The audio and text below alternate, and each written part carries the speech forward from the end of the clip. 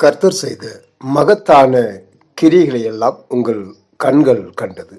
உபாகமம் 11ஆம் அதிகாரம் 7வது வசனம். இஸ்ரவேல் ஜனங்களில் 40 ஆண்டுகள் பயணத்தில் நடைபெற்ற கர்த்தரின் வல்லமைகளை மோசே நினைவு கூறுகிறார். இந்த ஆண்டு முழுவதும் ஆத்ம சரீர சுகம் தந்த தேவனை நினைவு கூற கிருபையாய் கிடைத்திருக்கிற தருணம் இது.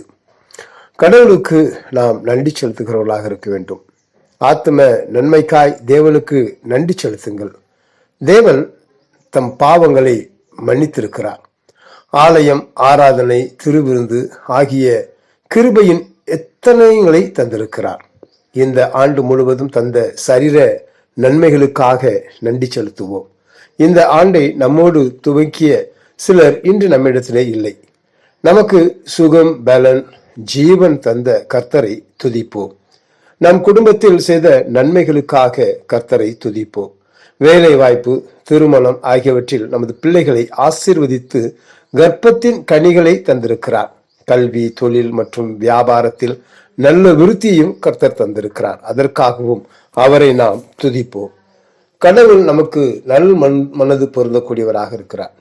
இளைய மகன் தகப்பனை விட்டு தூரம் போய் சோரம் போனான். உணர்வடைந்து திரும்பி தகப்பனத்தில் வந்து நல் மனம் பொருந்தினான்.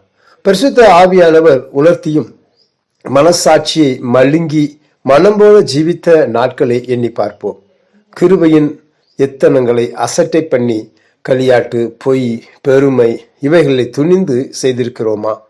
நமக்கு கிடைத்த இந்த நாளிலாகிலும் உணர்வடைந்து கடவுளோடு நல் மனம் பொருந்துவோம்.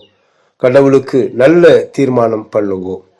இந்த ஆண்டில் கடந்த கசப்பான அனுபவங்கள் எல்லாம் மறந்துவிட்டு கசப்பை தந்தவர்களை மன்னிப்போம் என தீர்மானம் பண்ணுவோம்.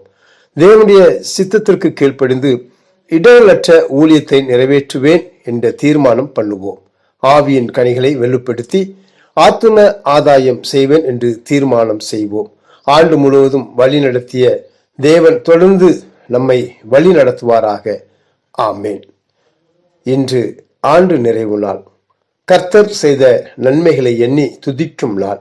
ஆண்டு முழுவதும் முற்றுமாய் எங்களை மகா அன்பாய் காத்து வந்தீர் இயேசுவே, உம்மை துதி செய்கிறோம் என்று ஆண்டவருக்கு மகிமைப்படுத்துவோம். கடந்து வந்த பாதை புதிய பாதைக்கு ஆசீர்வாதமாக இருக்க கர்த்தர் கிருபை செய்வாராக. ஆமேன்.